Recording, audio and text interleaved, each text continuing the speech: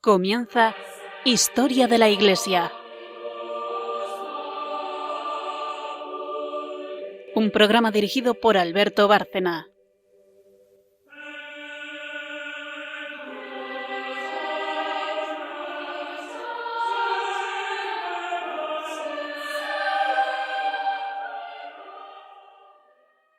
Buenas tardes, María Ornedo. Buenas tardes. Buenas tardes, Carmen Turdemontis. Buenas tardes. Y buenas tardes a todos los oyentes de Historia de la Iglesia en Radio María.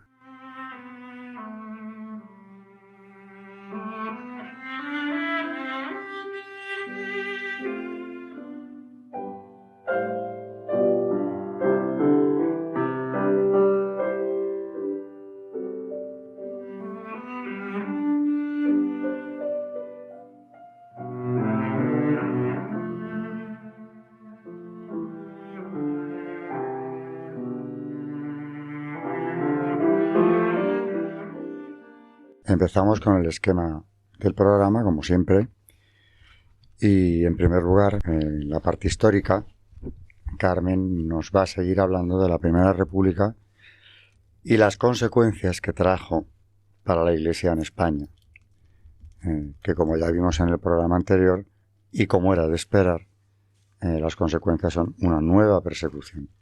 O mejor dicho, lo que nos contaba el otro día es en una zona concreta de España, Cataluña especialmente, Levante, y hoy vamos a ver que no solo se produjo allí, porque también en Andalucía se dio Primera República.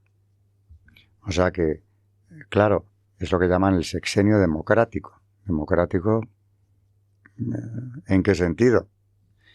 Porque, bueno, vuelvo a recordar que la Primera República duró, no llegó a 2 años, y tuvimos 4 presidentes al frente de la misma. Es decir, el caos. Y como telón de fondo, la guerra de los cantones. España se fragmentó y esto se organizó en Madrid, que nadie piense que fue espontáneo, que de repente los habitantes del pueblo de Camuñas, en Toledo, decidieron ser cantón. No, eso es absurdo.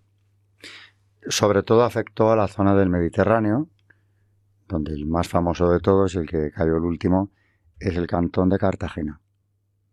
Pero todo esto, ¿de dónde sale? Se organizó en Madrid y el principal promotor fue masón, lógicamente, llamado Roque Barcia, que acabó trasladándose al cantón de Cartagena, donde fue hallado cuando las tropas que liberaron el cantón entraron allí. Y entonces dijo que había ido allí a poner paz. Había ido a resistir y fomentar la división.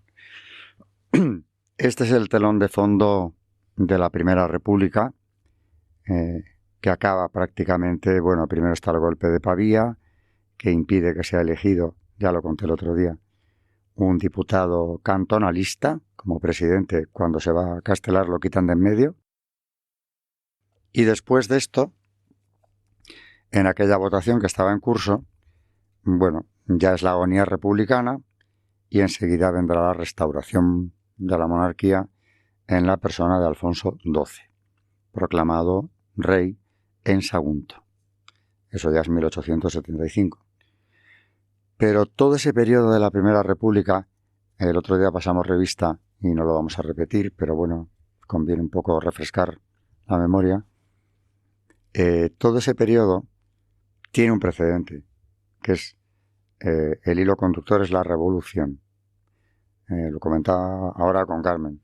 Esto empezó en Francia, siglo XVIII. Ha habido periodos de más o menos estabilidad, paz, regímenes menos agresivos o nada agresivos, pero rebrota la revolución hasta la actualidad. A veces es simplemente a golpe de leyes y otras veces es sangrienta, con destrucción de edificios y persecución a las personas consagradas. Para completar lo que nos dijo el otro día, como digo, hoy vamos a ver qué estuvo pasando en la región andaluza en cuanto a la persecución religiosa de la Primera República. En la segunda llegaremos a mucho más, al paroxismo, pero el precedente directo es la primera. Y bueno, la gloriosa, la revolución que echó a Isabel II, ¿no? Y todas las medidas que se aplicaron después. De esto nos hablará en la parte histórica, que es por donde va a empezar. Luego hablaremos de santos. El último día nos trajo aquí a los mártires dominicos del Santuario de las Caldas, en Santander, una comunidad totalmente exterminada en 1936. Luego hablaremos un poco de ellos para quien no estuviese oyendo el último programa. Y hoy va a seguir con otro de los dominicos asesinados en aquella ocasión. Y declarado beato, como el resto de la comunidad, por Benedicto XVI.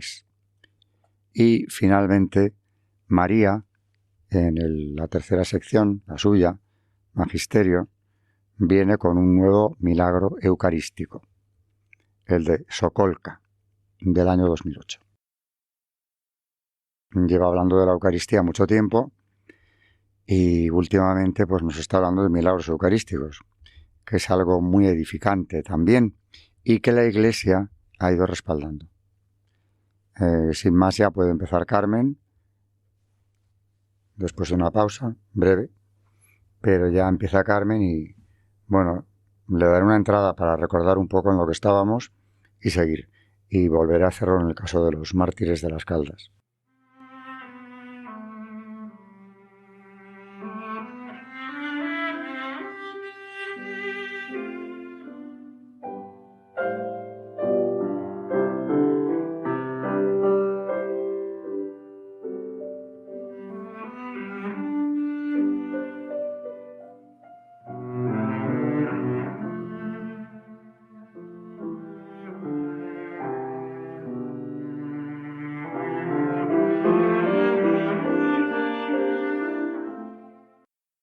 Empezará enseguida Carmen con el tema de la persecución religiosa. Unos sucesos, por cierto, que han sido casi siempre silenciados. Los niños que puedan estudiar ahora, incluso los jóvenes, la Primera República, verán otros aspectos. Sacarán en conclusión, lógicamente, que aquello era un caos ingobernable. Pero lo que no les van a enseñar es el trasfondo religioso de la Primera República.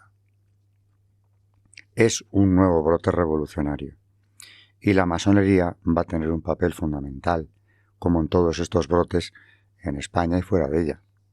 Las desamortizaciones del periodo de Isabel II, de sus ministros masones, el enfrentamiento con ella que ya vimos, la gloriosa después, y en la Primera República pues continuamos con lo mismo, persecución religiosa, por vía legal y por vía de hecho. Destrucción de edificios religiosos, incluso asesinatos de curas y pues todo lo que ya se había visto antes.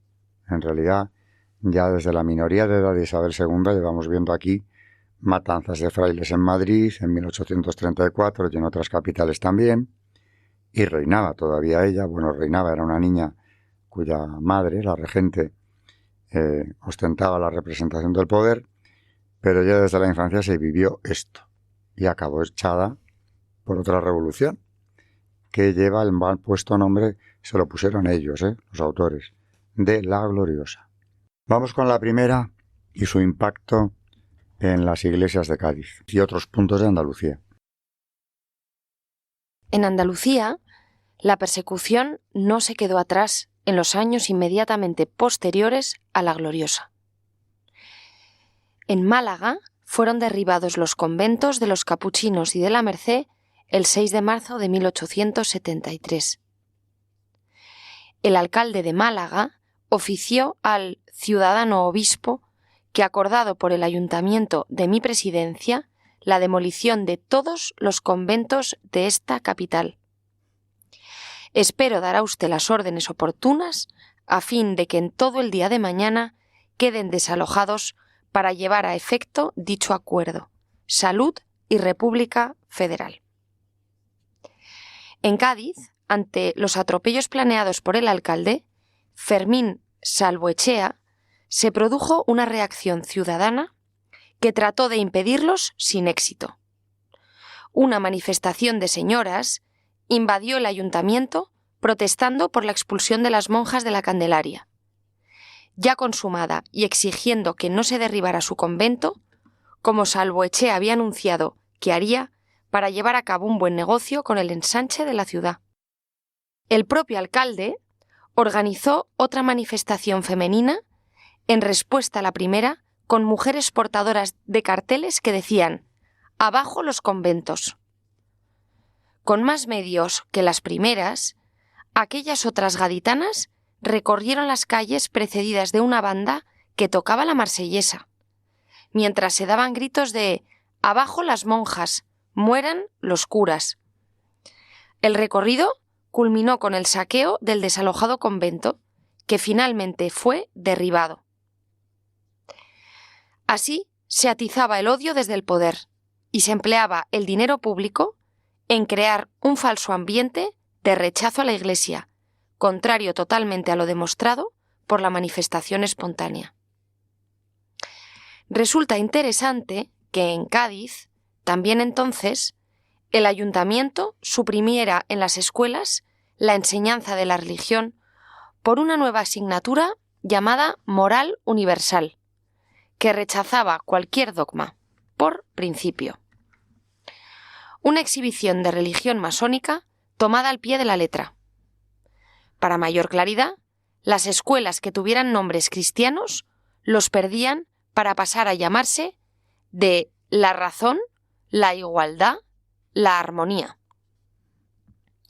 Al tiempo que se cambiaban los nombres de las calles con nombres de santos por los de Voltaire, Juárez o jacobinos. Se suprimieron además las fiestas religiosas, destruyendo también las imágenes o símbolos cristianos. La ciudad se convertía en un triste reflejo del París de Robespierre. Menéndez Pelayo amplía la información sobre aquellos sucesos, añadiendo algunos detalles dignos de mención.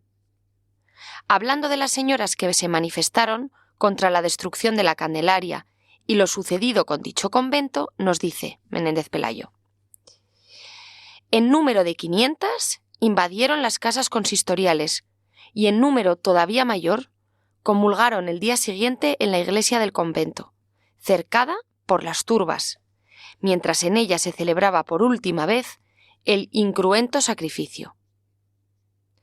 Al día siguiente, desalojado ya el convento por las acongojadas esposas de Jesucristo, penetró en él una turba de sicarios, destrozando ferozmente el órgano y hasta las losas, y profanando las celdas con inauditas monstruosidades. El Viernes Santo, a las 3 de la tarde, caía por tierra la cúpula de la iglesia, una de las mejores y más espaciosas de Cádiz. Recoge también él, como el 25 de marzo, la enseñanza de la moral universal reemplazaba la religión y se prohibía, so graves penas, el inculcar dogma alguno a los niños. En cuanto al cambio de nombre de las escuelas que los tuvieran religiosos hasta entonces, destaca que a la de San Servando quisieron llamarla de la Caridad, pero un ciudadano protestó contra semejante anacronismo y se la llamó de la Armonía. No solo los santos, sino que también la palabra caridad, o mejor dicho, el concepto que expresa, también le resultaban insoportables, como que se trata del mandamiento mayor de la fe cristiana. También, aprovechando los saturnales anticatólicas, un pastor protestante de apellido Escudero tuvo algo que solicitar, atendiéndosele por supuesto. Se secularizaron los cementerios y se declaró suprimido el cargo de capellán de la cárcel. Ya por su cuenta, sin necesidad de atender demandas, las autoridades continuaron poniendo en práctica su proyecto religioso. Subastaron todos los utensilios de la procesión llamada del Corpus. Del cementerio quitaron la cruz. Y de la galería de retratos de hijos ilustres de la ciudad, que podía verse en el ayuntamiento, suprimieron de clérigos y de frailes. No les estorbaba demasiado tropezar de vez en cuando con algunas residencias autorizadas. El comandante de Marina tuvo que protestar contra el derribo de 2 gallardas columnas de mármol italiano, coronadas por las efigies de los santos patronos de Cádiz, Germán y Servando, las cuales, desde tiempo inmemorial, servían de baliza o marca a los prácticos del puerto. En el convento e iglesia de San Francisco se mandó establecer el Ateneo de las clases trabajadoras o Centro Federal de Obreros. Protestó enérgicamente el gobernador eclesiástico y le amparó en su derecho el ministro de Gracia y Justicia, pero el municipio prosiguió haciendo su soberana voluntad, comenzando el derribo de aquella y de otras iglesias, incautándose cuadros de Murillo que había en los Capuchinos y en Santa Catalina, y ocupando las iglesias de la Merced con intento de convertirlas en mercado o pescadería. Se arrojó de todos los establecimientos de beneficencia a las hermanas de la caridad y a los capellanes. En la casa de los expósitos se suprimió el agua bautismal. Para armar a los voluntarios de la libertad, se sacaron a pública subasta los cálices y las custodias. Termina diciéndonos Menéndez Pelayo. El desprecio a lo sagrado que reflejan estas medidas de protección económica se mezcla en la crónica del despropósito con algo más profundo. El odio a la fe que aparece en otras de alcance más elevado, como la supresión del agua bautismal o la expulsión de las hermanas de la caridad, que realizaban una insustituible labor social. No les importaba. Preferían el vacío que dejaban, el desvalimiento en el que quedaban tantos gaditanos, a seguir tolerando que aquellas religiosas pudieran edificar con su ejemplo y su palabra a la población. ¿Y qué decir del rechazo al agua bautismal? Es tan idéntico y repetitivo el comportamiento de todos los jefes revolucionarios desde 1789, como idéntica es la impunidad que cubría todos sus delitos.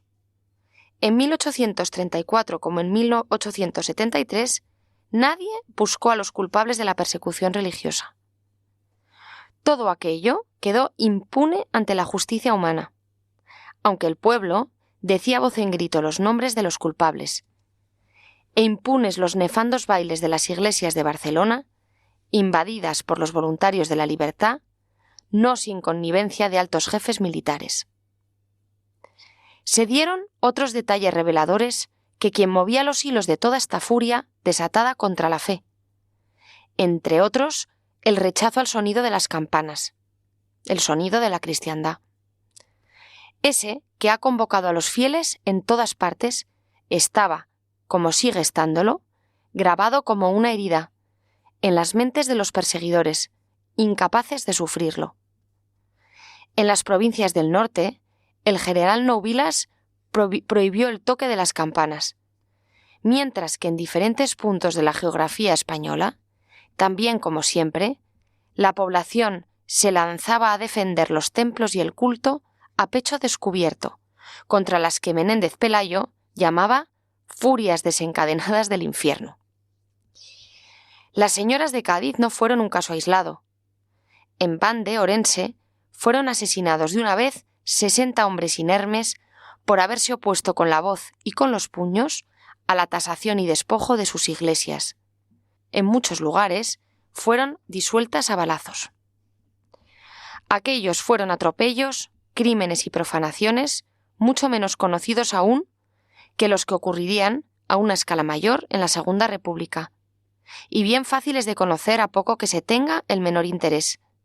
Pero ya en la Primera República se concentraba todo el odio latente contra el catolicismo, desde hacía décadas en ciertos grupos, siempre los mismos, de españoles que habían apostatado, y buscaban, guiados por un instinto primario y aberrante, la apostasía generalizada de sus compatriotas. Por eso, por lo que representaba aún, la simple noción de España le resultaba insoportable. Con este programa que completa el anterior, hemos visto como en la Primera República, aunque no se hable de ello jamás, hay una persecución religiosa en marcha que sin luego a cuajar todavía más fuertemente es porque duró lo que duró. Pero bueno, ya venían con mucho trabajo adelantado del reinado anterior y de todo lo que se había ido sucediendo en España a partir de 1834, aproximadamente, incluso un poco antes. Había el precedente en cuanto a desamortización y exclaustraciones del reinado de José Bonaparte en España, que hizo lo mismo, como es natural, porque al fin y al cabo Napoleón, su hermano, es un hijo de la Revolución. Así que este concepto, si somos aficionados a la historia de la Iglesia, que siempre es bueno conocerla, creo que nos debe de quedar claro. Esto no empezó un buen día de repente. Empezó y trae sus antecedentes muy de atrás. Bueno, con esto por ahora vamos a dejar la parte histórica, pero no a Carmen, que en la segunda sección del programa, Santos, nos va a traer a otro de los mártires de las Caldas, como dije al principio. Y para ahorrárselo a ella, le hago una introducción de que esta comunidad del Santuario de las Caldas, en Santander, fue detenida el 22 de diciembre del 36 por el hecho de ser lo que eran, porque no había habido ni resistencia contra la República, ni habían hecho nada más que formar niños bastante necesitados. Se los llevaron, alguno de ellos pidió morir junto a la Virgen porque sabía lo que iban, teóricamente les llevaban a interrogarlos. A Checa de Neila, en Santander, por la cual pasaron. Pero inmediatamente, muy poco después, como el propio Neila cuenta, me parece que lo tiene subrayado por aquí, el testimonio de Neila es impresionante porque era el jefe de la Checa y él mismo cuenta cómo los mataban.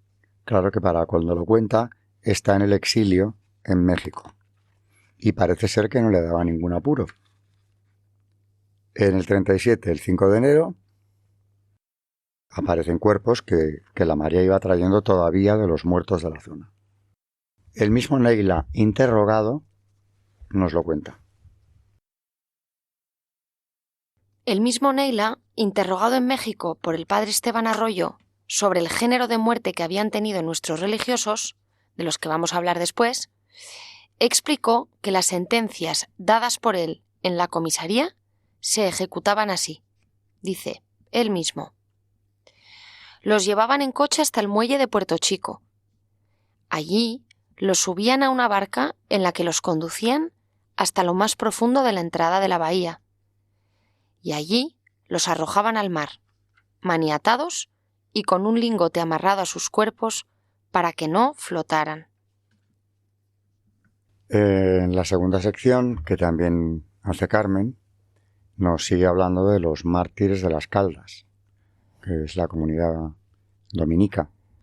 Ya habló en el programa anterior de la muerte de uno de ellos, pero es que son 9 los que fueron sacados del santuario y convento donde educaban niños el 22 de diciembre del 36, en un camión con milicianos que los detuvieron, camino de Santander.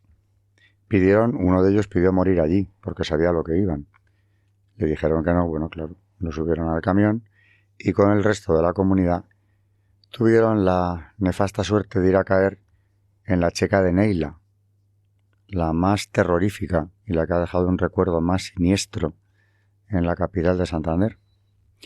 Ahí estuvieron unos días, ya lo vimos el otro día, y fueron ahogados después en la bahía. Pues aterrizamos ya con el segundo dominico, mártir de las Caldas, el beato Enrique Cañal Gómez.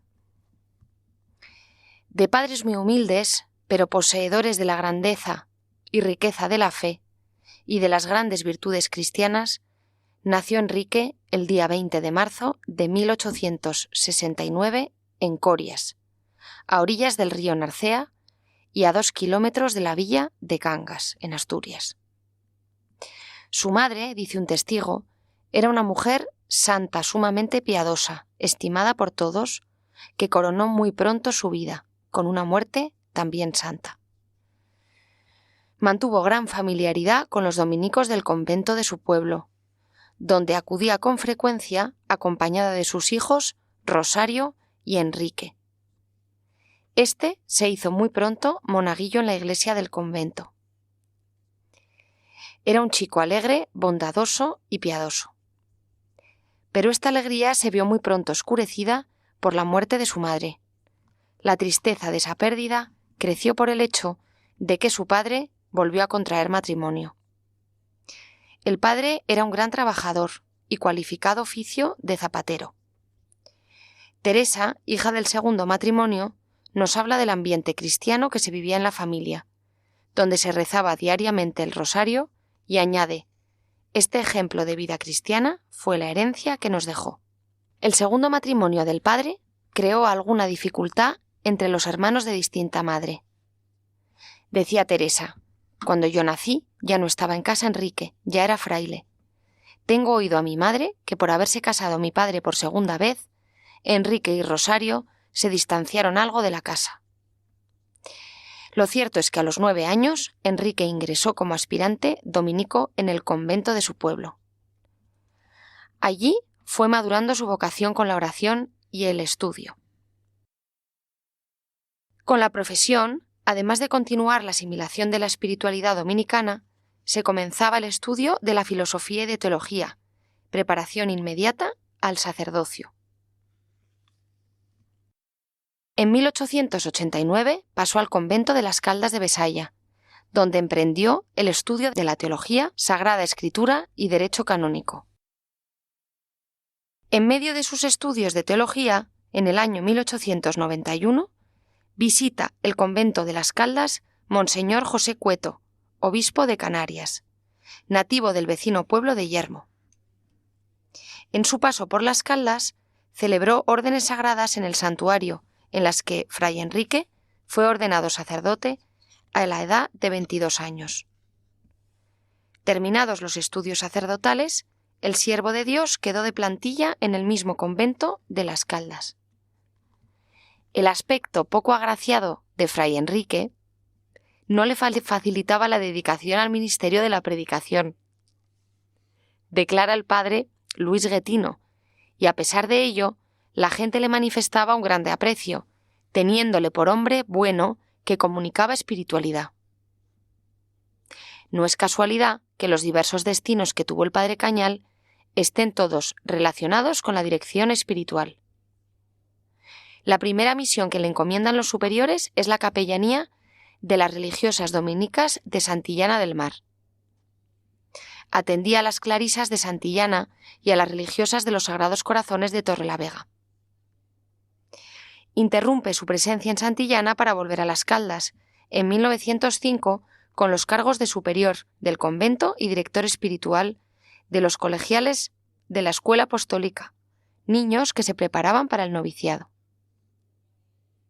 Se le oía comentar cómo aquellas almas pequeñitas recibían sus instrucciones acerca de la inhabitación de la Santísima Trinidad en el alma y cómo daban muestras de vivirla. Este intervalo en las Caldas dura solo un año, porque en 1906 le vemos de nuevo en Santillana, con el mismo programa y estilo de vida de la etapa anterior. Las monjas estaban felices de tener un capellán tan extraordinario como el padre Cañal. Son innumerables los testimonios que le ensalzan. No es extraño que lloraran al recibir la noticia del traslado a Segovia de su padre director. Allí, en Segovia, en las 3 instituciones desempeñará el padre Cañal una intensa actividad. Enseña en el colegio latín, francés, preceptiva literaria, historia de la literatura y filosofía, pero también desempeñará los oficios de sacristán y presidente del convento. Pero en lo que el padre Cañal dejó una huella profunda en Segovia fue por su atención a las dominicas como capellán y confesor de las mismas. Omitimos los numerosos testimonios sobre el recuerdo de santidad que dejó en la comunidad, pero como decimos fueron muy numerosos. En Valladolid, el padre Cañal parte en 1911, cuando deja Segovia para dirigirse a este nuevo destino, el convento de San Pablo de Valladolid, donde desempeñó los cargos de superior y maestro de hermanos cooperadores. no podía sospechar el bendito padre que esta consagración a las religiosas iba a ocasionarle un duro y penoso calvario, y la prueba que iba a constituir la gran cruz de su vida.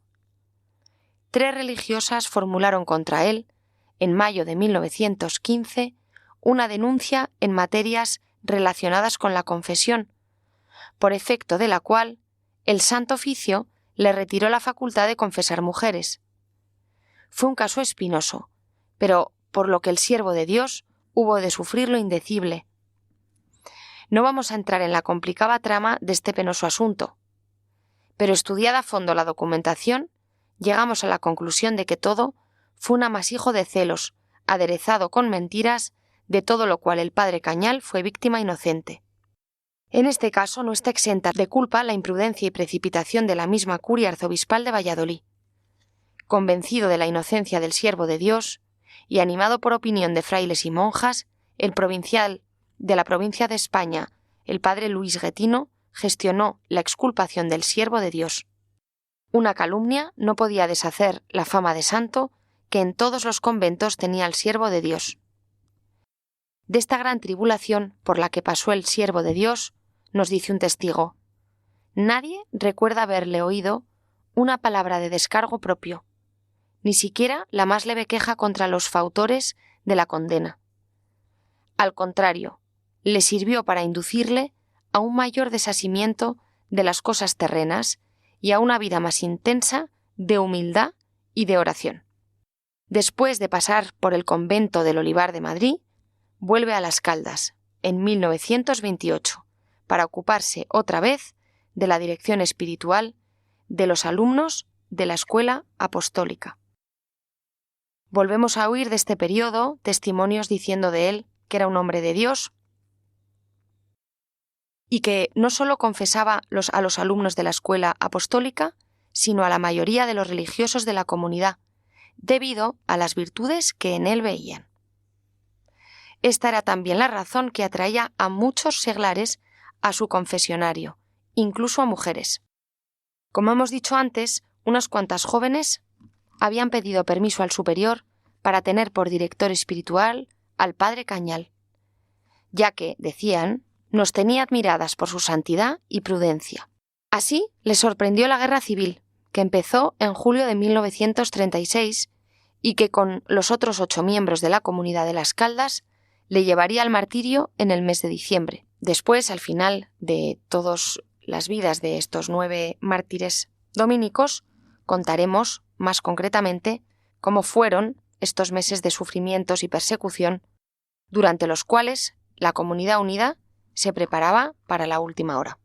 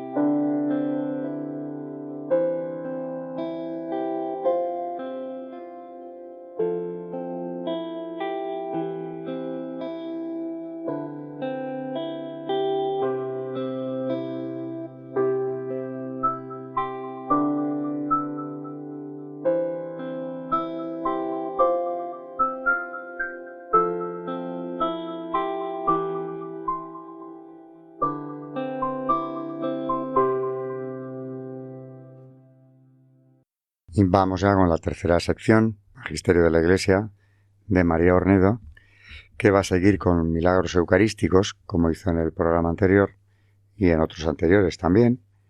Y si le diera tiempo, también nos trae, o empezaríamos a ver, una homilía de Benedicto XVI sobre la Eucaristía.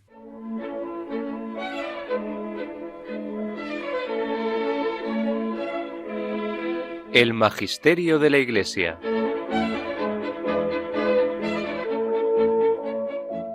Seguimos entonces con milagros eucarísticos.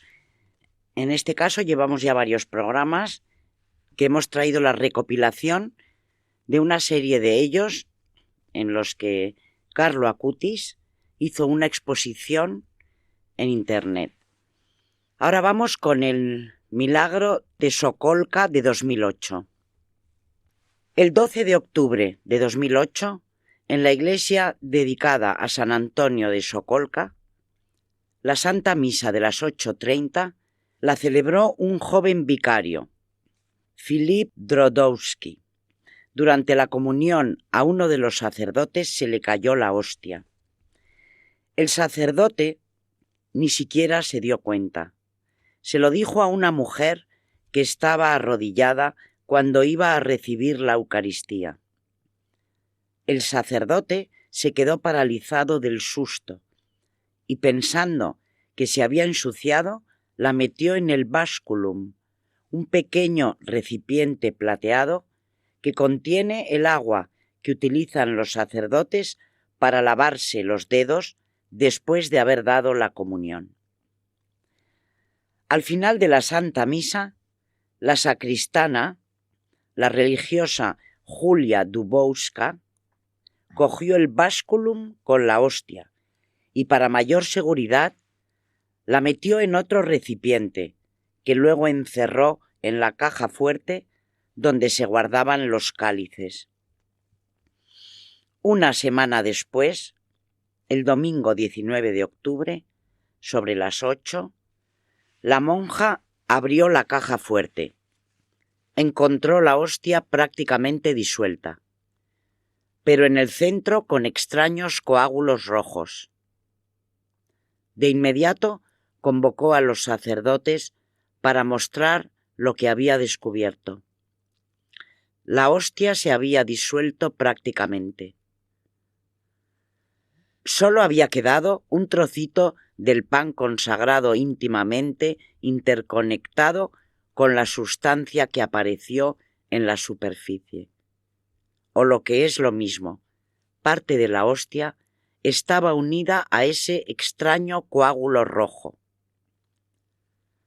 Entonces el párroco de Sokolka se puso en contacto con la curia metropolitana de Białystok. El arzobispo Edward Ozorowski, junto con el canciller de la curia, los sacerdotes y los doctores, examinaron la hostia y, desconcertados, decidieron esperar a que se desarrollaran los acontecimientos y observar qué habría ocurrido a continuación. El 29 de octubre, el recipiente que contenía la hostia se llevó a la capilla parroquial y se encerró en el sagrario. Al día siguiente, a petición del arzobispo, el reverendo padre Niedeciejo, con una cucharilla, eliminó delicadamente la hostia parcialmente disuelta con la sustancia de color sangre en el interior y la depositó sobre un corporal totalmente blanco, con una cruz roja bordada en el centro. El corporal se colocó en la funda destinada a guardar y transportar las hostias para luego volver a cerrarlo en el sagrario. Con el paso del tiempo, la hostia se fundió con el corporal y el coágulo rojo se secó.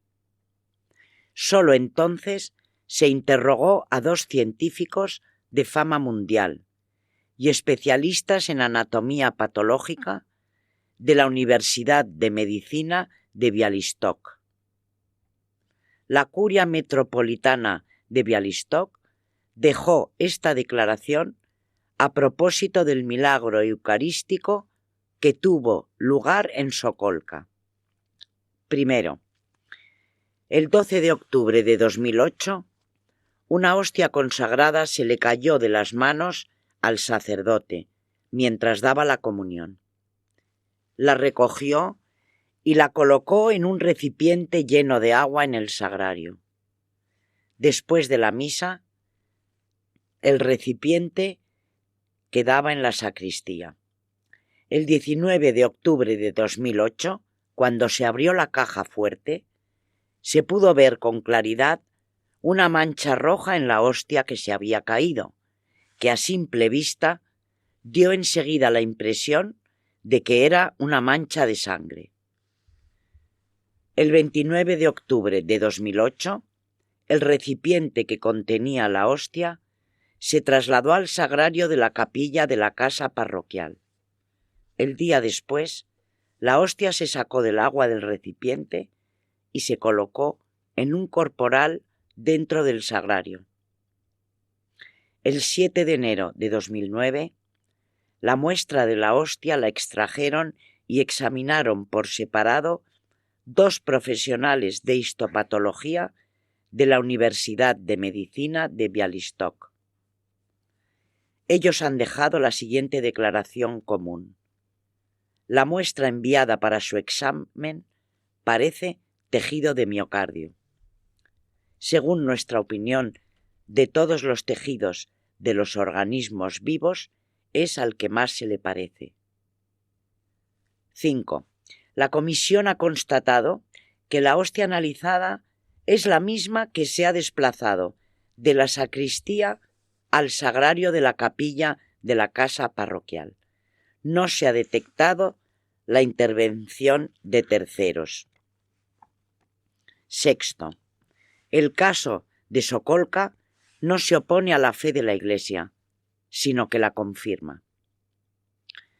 A principios de enero de 2009, la Curia de Białystok les pidió a 2 eminentes especialistas en anatomía patológica de la Universidad de Medicina de Białystok, a 2 doctores que analizaran las muestras de la hostia ensangrentada.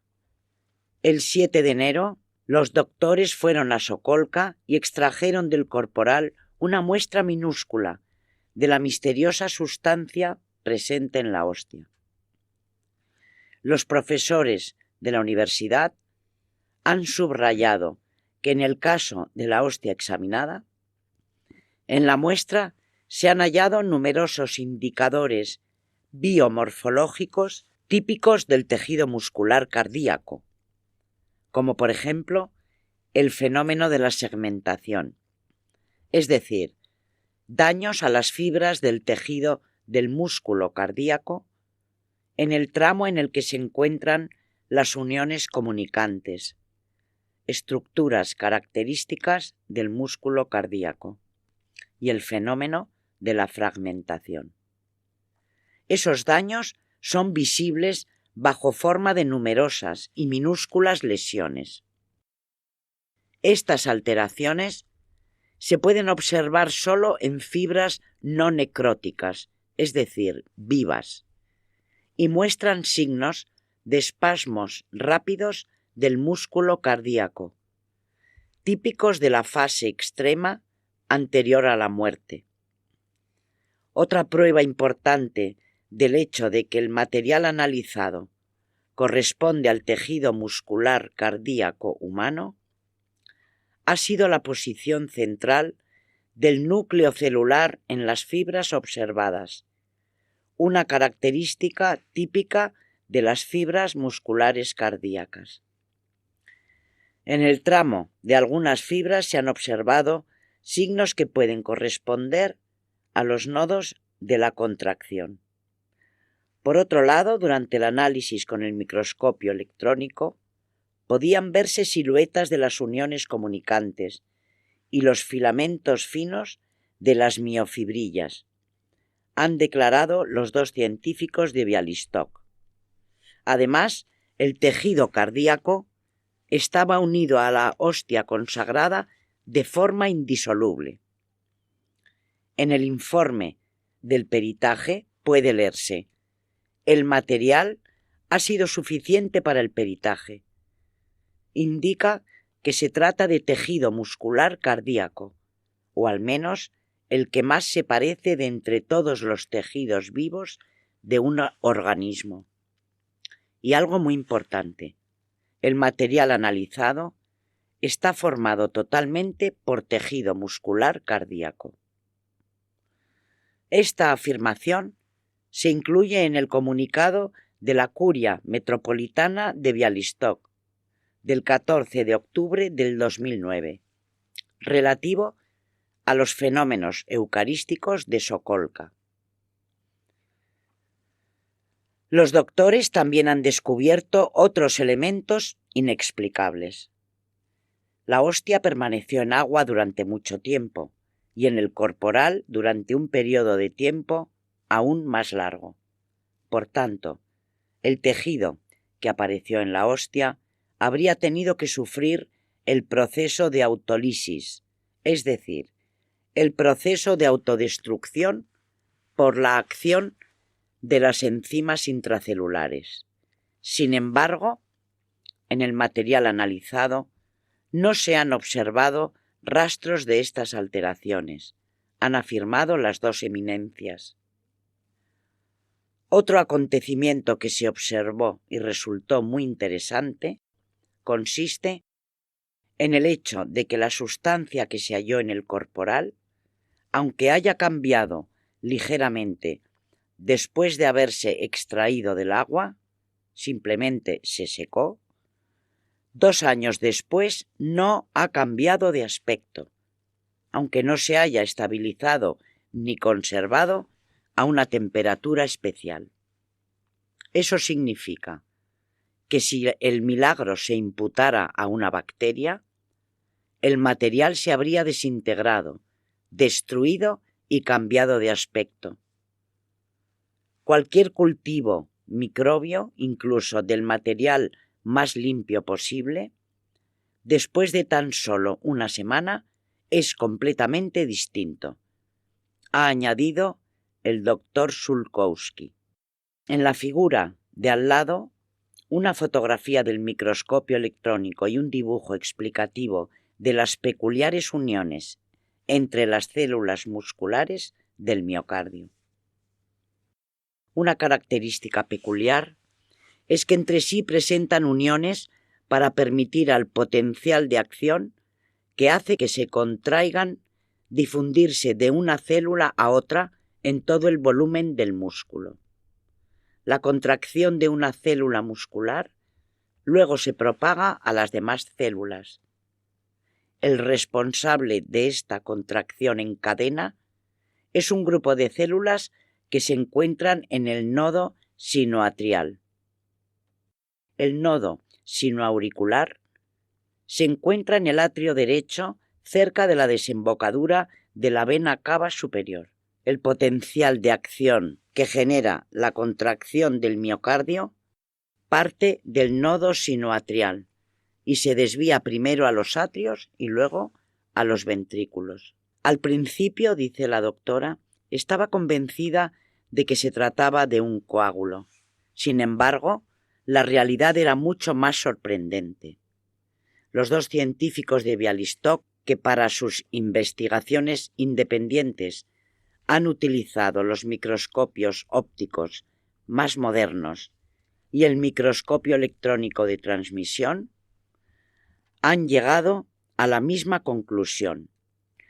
La muestra analizada no era ni un coágulo de sangre, era un tejido muscular cardíaco humano aún vivo. Aún hay algo más increíble, era un músculo cardíaco con indicaciones típicas de la fase extrema anterior a la muerte. Bueno, seguiremos en próximos programas, terminaremos este milagro que, bueno, ha sido la explicación muy, muy detallada. Seguiremos con él para terminar este milagro eucarístico de Sokolka del 2008 y continuaremos con otros milagros y con más y traeremos más información. Muchas gracias. Es muy interesante todo el estudio científico, porque no es aquello de decir parece esto o lo otro, en fin, algunos rasgos de lo que se ve, sino que es un informe médico, como de una autopsia, pero en el que no falta detalle. Y que, claro, todo eso concuerde en confirmar que es un milagro eucarístico. También es interesante ver que aquí no se ha pasado de refilón en el tema científico, ¿no? Con esto, pues llegamos al final de este programa, así que gracias y buenas tardes, María Ornedo. Muchas gracias y buenas tardes. Gracias y buenas tardes, Carmen Turdemontis. Gracias, y recordar a los oyentes de Radio María que pueden escribirnos al correo del programa historiadeliglesia@radiomaria.es y pueden volver a escuchar este y otros programas de Historia de la Iglesia en el podcast de Historia de la Iglesia en la página web de Radio María, así como en plataformas como Spotify o Apple Podcast. Buenas tardes a todos los oyentes de Historia de la Iglesia en Radio María.